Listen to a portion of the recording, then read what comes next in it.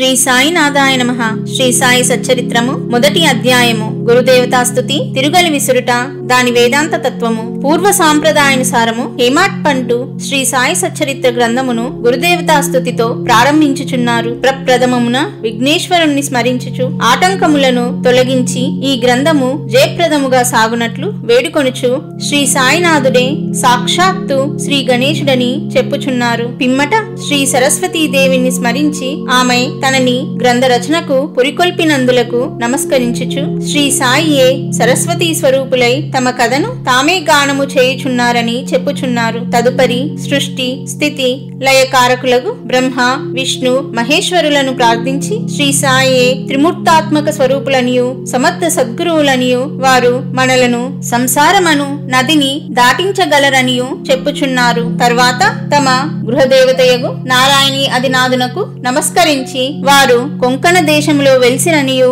ఆ భూమి పరశురాముడు సముద్రము నుండి సంపాదించినదనియు చెప్పుచు వారి వంశ మూల పురుషుణ్ణి స్తోత్రము చేసిరి. అటు పిమ్మట వారి గోత్ర ఋషియగు భరద్వాజమునిని స్మరించెను. అంతేగాక యాజ్ఞవల్క్యుడు, భృగుడు, పరాశరుడు, నారదుడు, సనక సనందనాథులు, సనత్ కుమారుడు, శుకుడు, శౌనకుడు, విశ్వామిత్రుడు, వశిష్ఠుడు, వాల్మీకి, వాసుదేవుడు, జైమిని, వైశంపాయనుడు, నవయోగీంద్రులు నగు పలువురు మునులను, నివృత్తి, జ్ఞానదేవు, సోపాను, ముక్తాబాయి, జనార్దనుడు, ఏకనాథుడు, నామదేవుడు, తుకారాం, కాన్వా, నరహరి తదితర అర్వాచీన యోగీశ్వరులను కూడా ప్రార్థించెను. తర్వాత తన పితామహుడైన సదాశివునకు, తండ్రి రఘునాథునకు, కన్న తల్లికి, చిన్నతనము నుండి పెంచి పెద్ద చేసిన మేనత్తకు, తన జ్యేష్ఠ సోదరునకు నమస్కరించెను. అటుపైన పాఠకులకు నమస్కరించి తన గ్రంథమును ఏకాగ్ర చిత్తముతో పారాయణ చేయుడని ప్రార్థించెను. చివరగా తన గురువు దత్తావతారమును అగు శ్రీ సాయిబాబాకు నమస్కరించి తాను వారిపై పూర్తిగా ఆధారపడి ఉన్నాడని చెప్పుచు ఈ ప్రపంచము మిథ్య అనియు బ్రహ్మమే సత్యమనే అనుభవంను తనకు కలిగించు శక్తి వారికే కలదని చెప్పుచు ఈ ప్రపంచములో ఏ జీవుల యందు పరమాత్ముడు నివసించుచున్నాడో వారులందరికీ నమస్కరించెను. పరాశరుడు, వ్యాసుడు, శాండిల్యుడు మొదలగు గలవారులు చెప్పిన భక్తి మార్గములను పొగడి వర్ణించిన పిమ్మట హేమాట్ పంటు ఈ క్రింది కథను చెప్పుటకు ప్రారంభించెను. 1910వ సంవత్సరంలో తదుపరి ఒకనాటి ఉదయమున నేను షిరిడీ మసీదులోనున్న శ్రీ సాయిబాబా దర్శనము కొరకు వెళ్లి తిని అప్పుడు జరిగిన ఈ క్రింది విషయమును గమనించి మిక్కిలి ఆశ్చర్యపడితిని. బాబా ముఖ ప్రక్షాళనము గావించుకొని గోధుమలు విసురుటకు సంసిద్ధుడగుచుండెను. వారు నేలపై గోనెపరిచి దానిపై తిరుగలి ఉంచిరి. చేటలో కొన్ని గోధుమలు పోసుకొని కఫని చొక్కా చేతులు పైకి మడిచి పిడికెడు చొప్పున గోధుమలు వేయుచు విసరసాగిరి. అది చూచి నాలో నేను ఈ గోధుమ పిండిని బాబా ఏమి చేయును? ఆయన ఎందులకు గోధుమలు విసురుచుండెను? వారు భిక్షాటనముచే జీవించువారే, వారికి గోధుమ పిండితో ఏమి నిమిత్తము? వారికి పిండి నిల్వ చేయవలసిన అగత్యము లేదే అని చింతించి తిని. అచటకు వచ్చిన మరికొంతమంది కూడా అట్లే ఆశ్చర్యమగ్నులైరి. కాని మాలోనెవరికి కూడా బాబాను ప్రశ్నించుటకు ధైర్యము చాలకుండెను. ఈ సంగతి వెంటనే గ్రామంలో వ్యాపించెను. ఆ బాల గోపాలము ఈ వింత చర్యను చూచుటకై బాబా వద్ద గుమ్మికూడిరి. నలుగురు స్త్రీలు ఎటులనో సాహసించి మసీదు మెట్లెక్కి బాబాను ప్రక్కకు జరిపి వారే విసురుట ప్రారంభించిరి. వారు తిరుగల్పిడిని చేత పట్టుకొని బాబా లీలలను పాడుచు విసురుట సాగించిరి.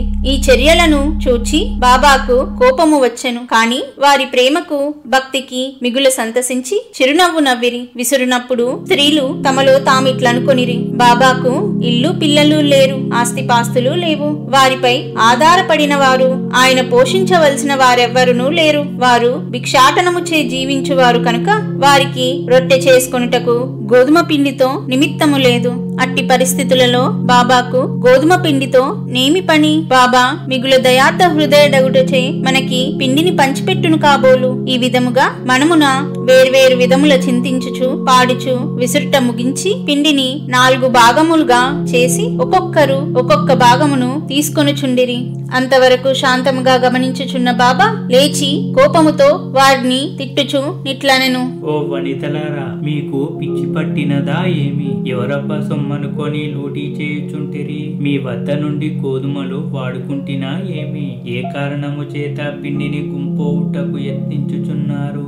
సరే ఇట్లు చేయుడు. పిండిని తీసుకుని పోయి గ్రామపు సరిహద్దుల పైని చల్లుడు. అది విని ఆ వనితలు ఆశ్చర్యమగ్నులైరి, సిగ్గుపడిరి. గుసగుసలాడుకొనుచు ఊరి సరిహద్దుల వద్దకు పోయి బాబా ఆజ్ఞానుసారము ఆ పిండిని చల్లిరి. నేనదంతయు చూచి షిర్డీ ప్రజలను బాబా చర్యను గురించి ప్రశ్నించి తిని, ఊరిలో కలరా జాడ్యం గలదనియు దానిని శాంతింపచేయుటకది బాబా సాధ్యమనియు చెప్పిరి. అప్పుడు వారు విసిరినవి గోధుమలు కావనియు వారు కలరా జాడ్యమును విసిరి ఊరి కవతల పారద్రొర్లిరనియు చెప్పిరి. అప్పటి నుండి కలరా తగ్గెను. గ్రామములోని ప్రజలందరూ ఆనందించిరి. ఇదంతయు వినిన నాకు మిక్కిలి సంతసము కలిగెను. దీని గూఢార్థమును తెలుసుకున్న కుతూహలం కలిగెను. గోధుమ పిండికి కలరా జాడ్యమునకు సంబంధమేమి? ఈ రెండిటికీ గల కార్యకారణ సంబంధమేమి? ఒకటి ఇంకొక దానినెట్లు శాంతింపజేసెను? ఇదంతయు అగోచరంగా తోచెను. అందుచే నేను తప్పక ఈ విషయమును గూర్చి రాసి బాబా లీలలను మనసారా పాడుకొనవలేనని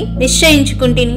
ఈ లీలను చూచి ఇట్లు భావించుకొని హృదయానంద పూరితుడనైతిని. ఈ ప్రకారముగా బాబా సచ్చరిత్రను రాయుటకు ప్రేరేపింపబడితిని. అట్లే బాబా కృపా కటాక్షములచే ఆశీర్వాదములచే గ్రంథము నిర్విఘ్నముగను జయప్రదముగను పూర్తి అయినది. తిరుగలి విసురుట దాని వేదాంత తత్వము. తిరుగలి విసురుటను గూర్చి షిర్డీ ప్రజలను అనుకొని రీతియే కాక దానిలో వేదాంత భావం కూడా కలదు. సాయిబాబా షిర్డీ యందు సుమారు 60 ఏండ్లు నివసించెను. ఈ కాలమంతయు వారు తిరుగలి విసురుచునే ఉండిరి. నిత్యము వారు విసిరినది గోధుమలు కావు, భక్తుల యొక్క పాపములు, మనోవిచారములు మొదలగునవి. తిరుగలి యొక్క క్రింది రాయి కర్మ, మీది రాయి భక్తి. చేతితో పట్టుకొనిన పిడి జ్ఞానము. జ్ఞానోదయమునకు గాని ఆత్మ సాక్షాత్కారమునకు గాని మొట్టమొదట పాపములను కోరికలను తుడిచివేయవలయను. అటు పిమ్మట త్రిగుణ రాహిత్యము పొందవలను, అహంకారమును చంపుకొనవలయను. ఇది వినగాని కబీరు కదా జ్ఞప్తికి వచ్చును. ఒకనాడు స్త్రీ ఒకతే తిరుగలిలో ధాన్యమును వేసి విసురుచుండెను. దానిని చూచి కబీరు ఏడ్వసాగెను. నిపతి నిరంజుడను ఒక సాధు పుంగడు అది చూచి కారణమడుగగా కబీరు ఇట్లు జవాబిచ్చెను, నేను కూడా ఆ ధాన్యము వలె ప్రపంచమును తిరుగలిలో విసిరబడెదను కదా.